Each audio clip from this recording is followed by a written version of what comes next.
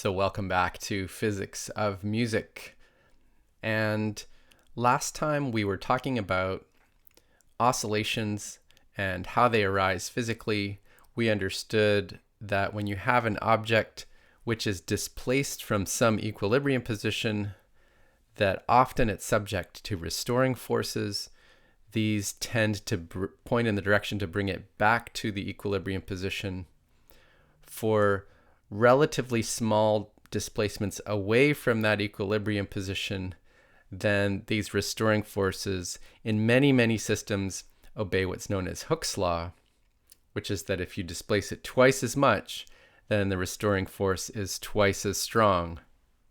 And we understood that in these situations, the periodic oscillations that you end up with have a very special property called simple harmonic motion. And so simple harmonic motion is a particular kind of oscillation which has the same time behavior as the up and down motion of an object on the disk, like the one shown in the picture. Okay, so the motion in one direction of an object on, say, a rotating sphere or a rotating disk, that is the same as the linear motion of an oscillator subject to Hooke's law restoring forces. And we said that if you make a time graph of that motion, it looks like a nice smooth curve like this. This is known as a sinusoidal curve. And when you're talking about different kinds of simple harmonic motion, different examples, then the way that we would distinguish those in terms of their properties, well, two important properties would be the amplitude of the motion, which is how far you are displaced from the equilibrium position, either at the maximum or the minimum displacement. And then the period of the motion, which is how long does it take to go from the top of the oscillation to the top of the oscillation the next time. And so today what we want to do is understand basically what determines these properties. What determines the amplitude of the motion? What determines the period? Did those two things, are they related in some way? And so we're going to answer the question from the last video. Before we do that, I want to just quickly focus on the amplitude rather than the period. So our first question today is, if I have an oscillator like the one shown here, oscillating up and down, so that has a particular amplitude. And so first we can ask, what determines that amplitude? Okay, so maybe think about that for a moment on your own. And now we'll talk about it. And so basically, what determines the amplitude is just how we start the motion. And there are two ways that we could think about starting this oscillation. So starting from the equilibrium position, we could either displace the object downward a certain amount, and then it starts oscillating. And in that case, the amplitude is going to be determined just by how much I displace it downward or upward. If I displace it upward to start with, then similarly, the more I displace it upward from the equilibrium position, the larger the amplitude is going to be. So generally speaking, that means that I need to use a larger force. And so if I'm pulling down with a larger force, you'll get a bigger displacement and a bigger amplitude. The other way that we could start an oscillation is to start at the equilibrium position. Sorry, I'm not sure you were seeing that last part. So I was just displacing it downward. That's one way we could start the oscillation. And the other way we could start the oscillation is to start at the equilibrium position and then just give the object some velocity. So for example, if I take this hammer and just give it a tap, then we see that we start an oscillation. Okay, and so that has to do with just transferring some momentum from the hammer to the mass. And in that case, basically the larger the harder I hit it, the larger the initial velocity we're going to have, and then the larger the amplitude of the oscillation. So those are kind of two interesting ways that we can start oscillations. Just looking ahead, those correspond to the way that a lot of musical instruments work. So specifically, if we think about stringed instruments, then there are many instruments that we would pluck in order to get the oscillation of the string started. So often on a guitar or a bass, or even sometimes on a violin or a cello, you would pluck the string. And so that would be one way, and you get a larger amplitude oscillation if you just pull harder, pull further to start with. The other kind of method for starting an oscillation, well, that also comes up in the context of many musical instruments. So for example, in a piano, you have all these strings, but the way that you start those oscillating, when you press the key, a little hammer actually strikes the string. So it's more like the second example of starting an oscillation off. Other kinds of instruments, there's a hammered dulcimer is an instrument with strings that you just hit with hammers that you're holding in your hands, and other kinds of percussion instruments, mostly you start the oscillation by hitting it. That's why we call it the percussion instruments. And so if you hit the drum head, then the drum head moves down, and then it comes back up, and it starts this vibration.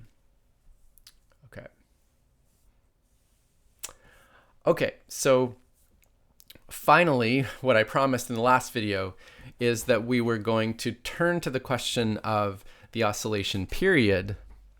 And I asked you last time whether you thought, in the context of some oscillator, do you think the period is going to be larger if I displace the object more? Or is it going to be larger in the case where I displace it less? Or are the periods going to be the same? So I want to do that demonstration now. So let us have a look at our system. And so we're just going to then figure out which of these things is true. So what I'm going to do is first displace the object downward just a little bit. And then we'll just start the timer. I'm going to count 10 periods, and then we'll figure out what the period is by dividing by 10. So ready? Here we go. 1, 2, 3, 4, 5, 6, 7, 8, 9, 10. Okay, so that was 12.8 seconds. And next what I'm going to do, so that means a period of 1.28 seconds. Probably this is only accurate to, this 12.8 is probably only accurate to half a second or so.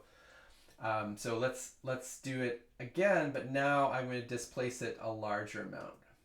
Okay, so ready? 3, 2, 1.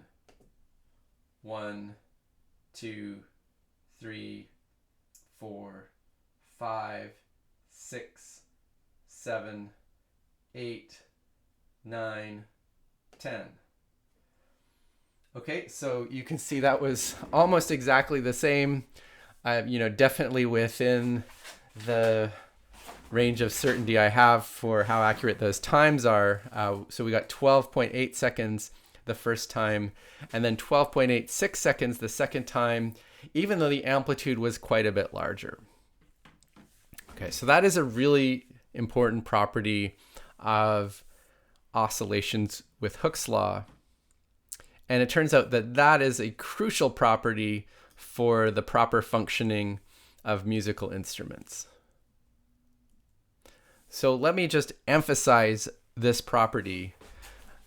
What we just observed is that the period of the oscillation for some fixed system, so I'm not changing the spring or the mass or anything, for the fixed system, the period or the frequency, those things don't change if I change the amplitude. A small amplitude oscillation has the same period as a larger amplitude oscillation. Okay.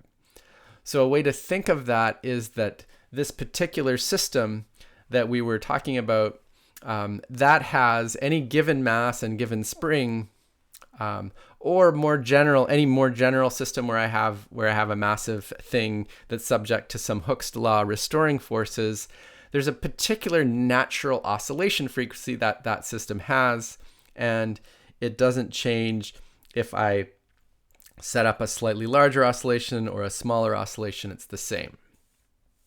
So why is this so essential for musical instruments?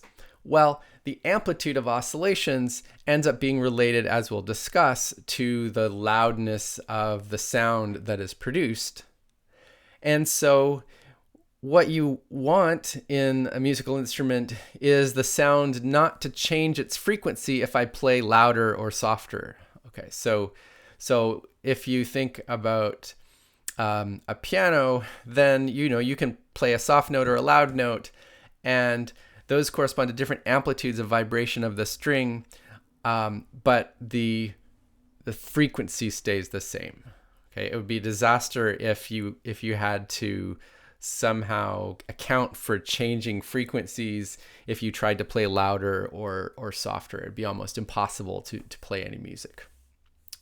Okay, so let me stop here in this video. What we're going to talk about in the next video is how could we vary properties of the system to actually change the period or the frequency. So looking forward, if we think about our particular oscillator here, then, well, it's a periodic motion. It's actually producing some kind of periodic motion of the air around it, which you could think of as being some kind of sound waves.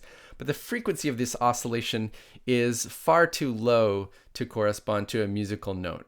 And so what we'll want to understand next time in the next video is what could we do to change this system somehow in order to get a much higher frequency and actually produce a musical note.